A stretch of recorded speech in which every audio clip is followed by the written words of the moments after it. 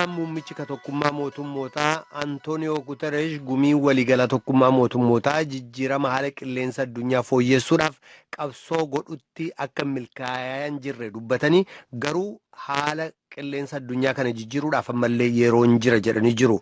O'aaf qabbana qilleensaa hin eegamiin jandoo fi bubbee hamaa fi haala saayinsii haala isaa beekuun hin danda'amneef haaluun hin danda'amnetu nu mudataa jira ka jedhan Guterres addunyaan hariitii barbaadameen ta'uudha baateeyyuu kallattii sirriitti akka deemaa jirtu dubbatanii jiru. Rakkoo qilleensa naannoo addunyaa kana furuudhaaf tokkummaa mootummootaatti korri hojii dhimma qilleensa naannoo ka Climate Action Change jedhamu kaleessa geggeessamuu isaa dubbatanii jiru. Guterres haasaa baninsaa gumii tokkummaa mootummootaa Guterres dhageessisanii booda hirmaattonni gurmuu hoogganotaa pirezidaantii Yuunaayitid Isteetsi Doonaald Tiraamp, pirezidaantii Raashiyaa Vilaadimir Puutin, pirezidaantii Tarkii Recep Tayyip Erdogan, pirezidaantii Kooriyaa Muun Jaa'in akkasumas immoo pirezidaantii Faransaay Emaanuweel Maakroon of keessaa qabu sagalee dhageessisan dhaggeeffachuudhaaf eeggataa jiran dhaggeeffatoonni. Waa'ee dinagdee addunyoomsuuf walitti dhufeenya biyyootaa ka mormaa jiran pirezidaantii Yuunaayitid Isteetsi Doonaald Tiraamp akka hoogganaa biyya gumii waliigalaa tokkummaa mootummootaa keessumsiisaa jirtutti gumii sanarratti argamuuf haasawaa gochuudhaaf waan itti gaafatamni irra jiruuf jecha marsaa sadaffaaf har'a haasawaa dhageessisanii jiran.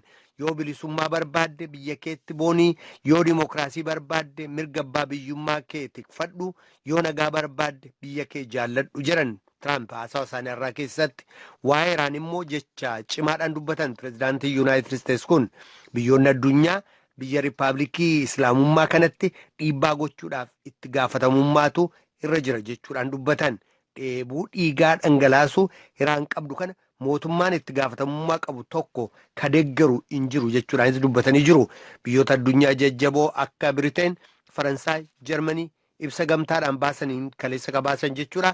Qabeenyaa zayita boba'aa Saawudii Arabiyaa irratti kan haleellaa geggeesse Iraan jechuudhaan dubbatanii jiru. Kan dhagaa jirtan raadiyoo sagalee Ameerikaa sagantaa afaan Oromooti. Naannoo ummatoota kibbaa godina Oomoo keessatti hojjettoonni warshaalee sukkaaraa ijaaran yakka ajjeechaa kan irratti raawwatamaa jiru ta'uu VOA'tti dubbatanii jiru. Waldaan hojjetootaa koorporeeshinii sukkaara Itoophiyaas hojjettoonni isaa akka jalaa ajjeesamaa jiran ta'uu ibsee hojjettoonni tokko tokko sodaatanii hojii gadhiisanii deemaa jiru jechuudhaan dubbatee jira. Biiroon bulchiisaaf nageenyaa naannoo kibbaa torbanneen lama keessatti namoonni yakka ajjeechaaf yakkawwan kabiroo ciccimootti shakkaman kanneen 40 ta'an qabamuu ibsee godinaa sana humnoota seeraa ala hidhatanirraa bilisa gochuudhaaf duulli jalqabuusaas dubbatee jira. Gabaasaa Yoonaataan Zabriyoos jaalanneetu dhiyeessa.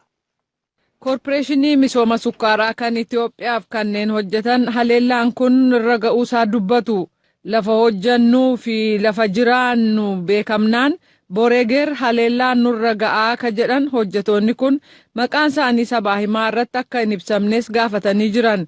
Sababaan isaa itun beekamin haalli tokkoyyuu utuu uumamin bosona keessaa ba'uudhaan kan isaan ajjeesanii fi rakkoon kun kan ture ta'uu dubbatu.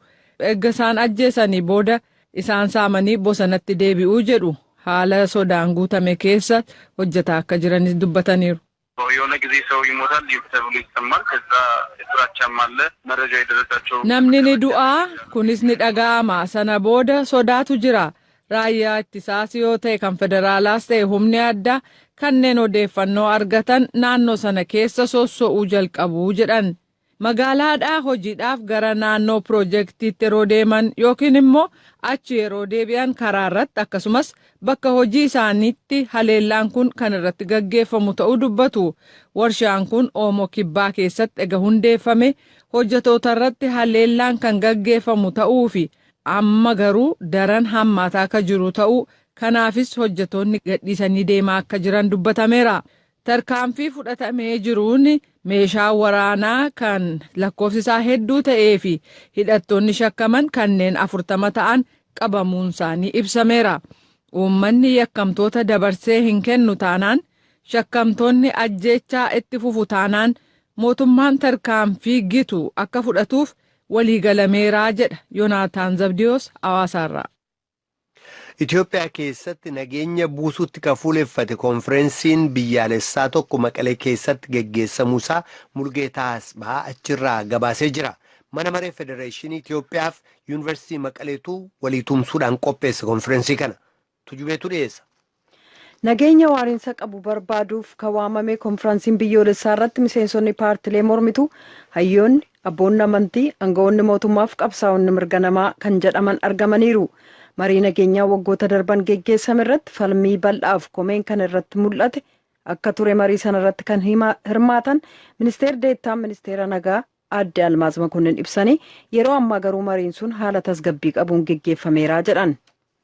የተለያዩ ኮንፈረንሶችም ነበሩ አሁንም የነበርንበት ኮንፈረንስ ላይ ስናየው ኮንፈረንስ ያዳዳ geggeessameera ammas konferensii geggeessinirraas innaa ilaallu yaadootu jira biyyi kun nagaa argachuu qabdi jedhee kan yaadu jira miidiyaan aartistiin hawaasi ispoortiif amantii keessa rakkootu ture amma innaa ilaaltu biyyi waan darberraa barataa lammata immoo sababa adda addaan ummatichi gara nageenyaatti deemuu ka barbaadu ta'uusaa argineerraa jedhan nageenyi waariinsa qabu al tokkoon hin dhufu kan jedhan ministeerri deettaan kun jalqabamuu kan qabu garuu ammaa jedhaniiru konferensicha irratti malli nageenya waariinsa qabu argamsiisan kan ibsan barreeffamoonni qorannaa dhiyaataniiru qabxiilee falmisiisaa turan keessaa ijaarsi mootummaa biyya tokko yoo ta'u dura ta'an paartii lammiiwwan Itoophiyaa haqa hawaasaaf jedhu obbo Yilqaal Geetnet yaada kennaniin Itoophiyaa keessaa lammiiwwan saboota lamarraa dhalatan siyaasa keessatti irraanfatamaniiru jedhan.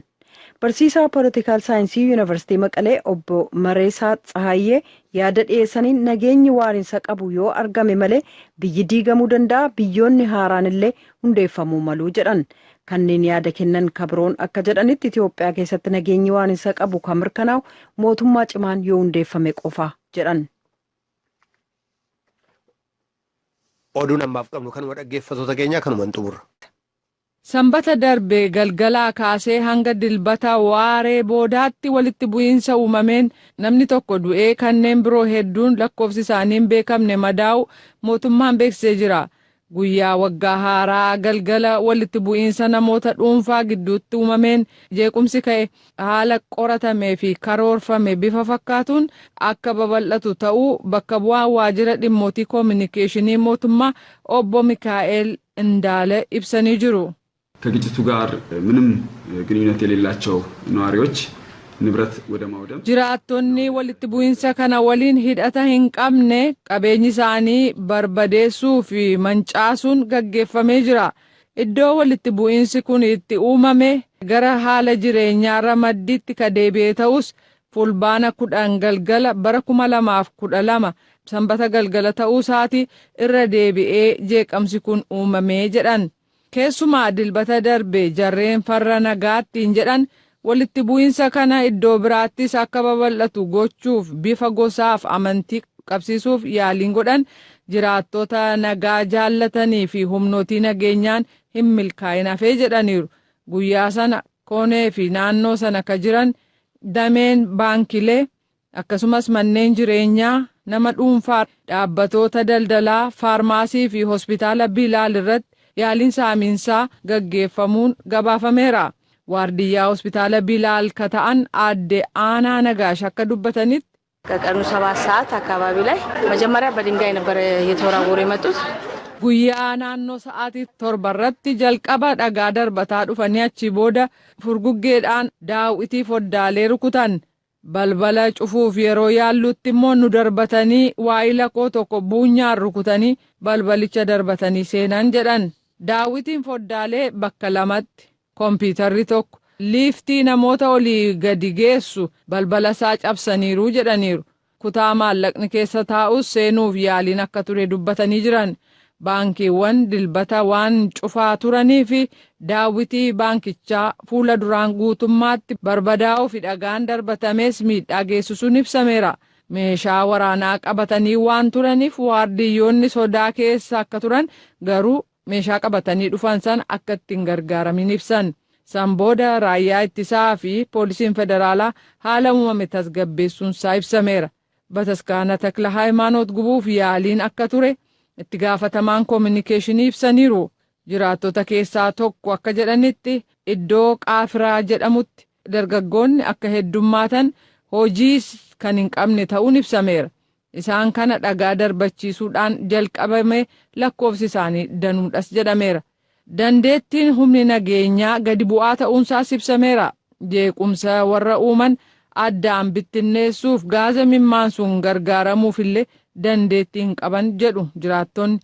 Kaabineen bulchiinsi Dirree Dawaa lubbuu badeef itti gaafatamaadha jedhu jiraattota keessaa tokko immoo kan ajjeefaman nama 3 ta'uu dubbatu.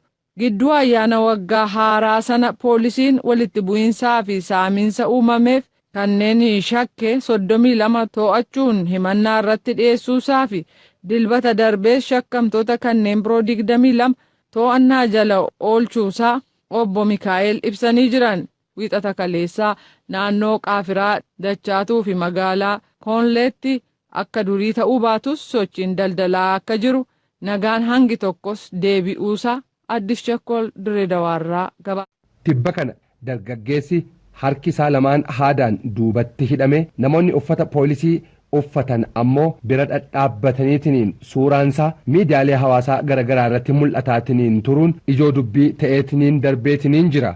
Namni kun eessa maaliif immoo akkasitti harki dugdatti hidhame kan jedhu qabxiilee garaagaraatu ka'aatiniin ture. Osoma iyyaafannuu namni an obboleessa isaati jedhan godina Wallagga Lixaa aanaa Ayiraarraa akkasitti hidhamuusaa qofaa osoo hin ta'in lubbuun isaallee ajjeefamuudha raadiyoo sagalee Ameerikaatitti himan.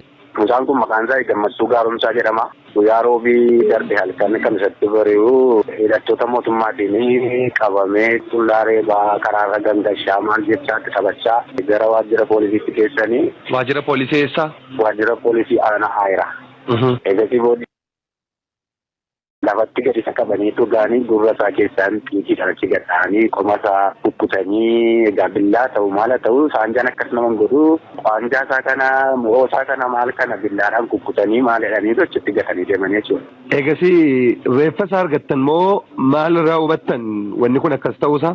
Ani bakka ta'e hojii wayiin hojjechaa jira. Mana namaa buleen jira achitti gurbaan sanduuqni oollee hordofii naan jedha. Ani manarraa fagoon jira isa booddee halkan sana deemuudhaaf hin danda'amu haalli naannoodhaa gaariin turre. Achi ba'ee halkan sana egilee barii ba'ee maatii koo bukkee dhagee naani sanni qabame malee sakaan hin nageenya jaamaatiin. Kana booddee isaanii sanni qabame maal jedhee ijoollee warra kaanis qabuuf jedhuu jedhanii odeessanii maal jedhanii waa'ee sadii isaatii hin baajjeessan. Gammachuun siif hangafa keedha moo qotisuu keedha? Lakkinnoo qotisuu koodha inni ijoollee abbaa keenya ijoollee dhiiraa 7dha. Qeerroodha inni ijoollee dhiiraa keessaa mucaa ja'affaadha ta'elateera. Gaafa qaban kana eessaa qabanii fidani?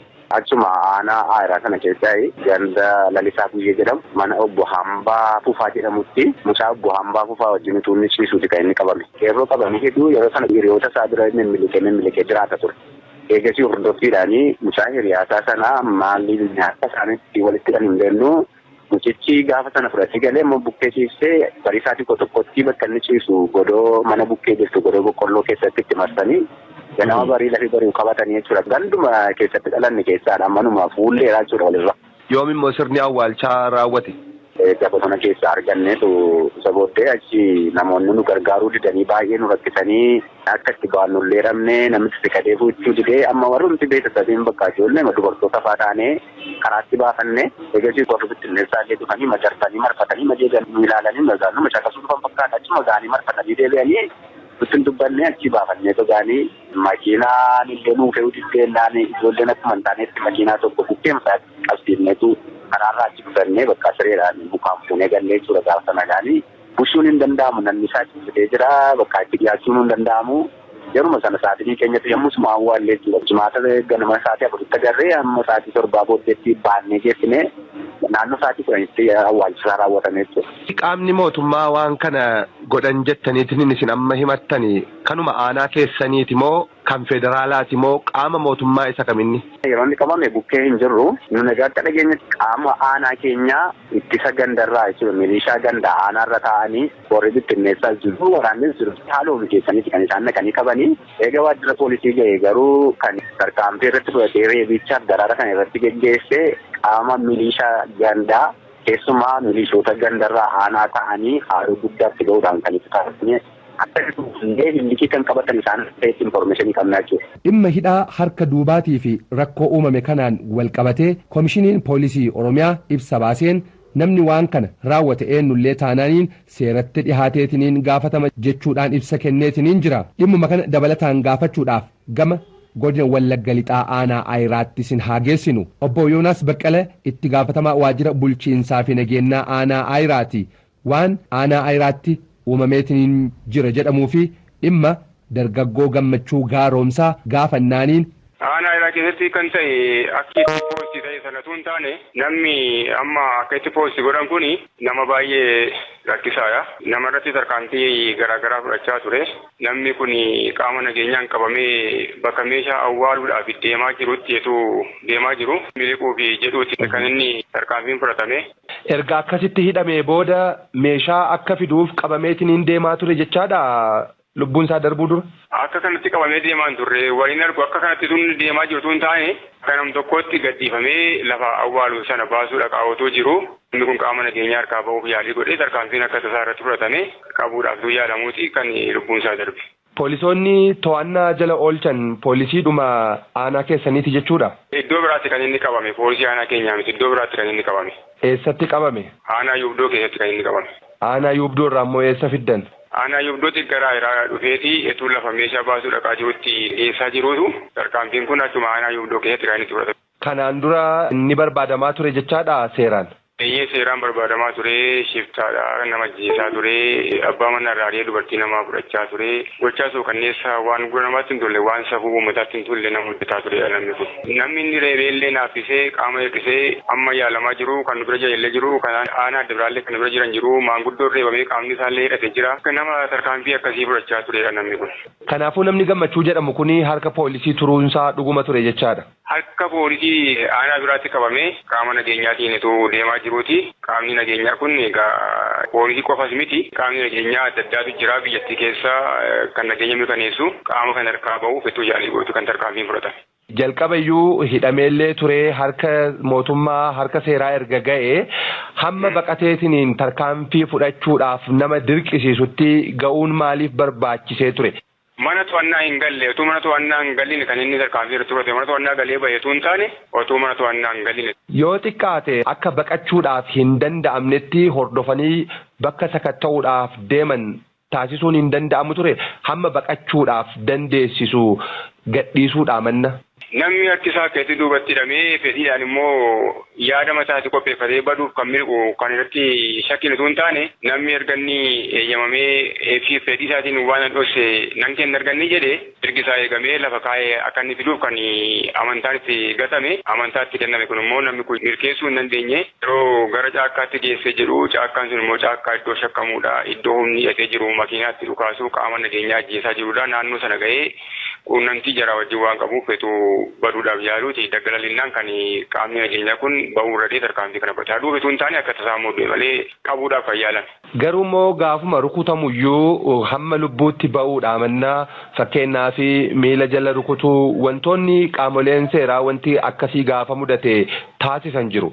Tarkaanfii hanga lubbuutti baasuu sababni itti geessisuudha danda'e wanti hammaataan maal dhalannaan? Wanti hammaataan namni kun nama gara jabeessa gochaa suukanneessa hojjetaa ture. Qaamni namni kun ammas rukutamee qabamee to'annaa akka jala galu kan yaalame akka tasaa namni immoo lubbuun isaa darbaa kanaaf lubbuun isaa darbuu danda'e jechuudha. Namni kun haala kanaan duutti namni itti gaafatamummaa fudhate jira. Tariiti aanaa keessan keessatti illee yookaan immoo naannoo wanni kun ta'etti namoonni gaafatamanii yookaan to'annaa jala oolaman jiru. Kun qaama nageenyaa harkaas kan badu silas barbaadamaadha daggalatti kan inni qabame waan qaamootu fuudhuudhaaf itti kennuuf deemaa jiruuti tarkaanfiin kun fudhatamee qaamni kanaan tarkaanfiin irratti fudhatamee hin jiru. Kanaafiyyuu qaamni du'aa nama kanaatiif itti gaafatamillee hin jiru jechaadha.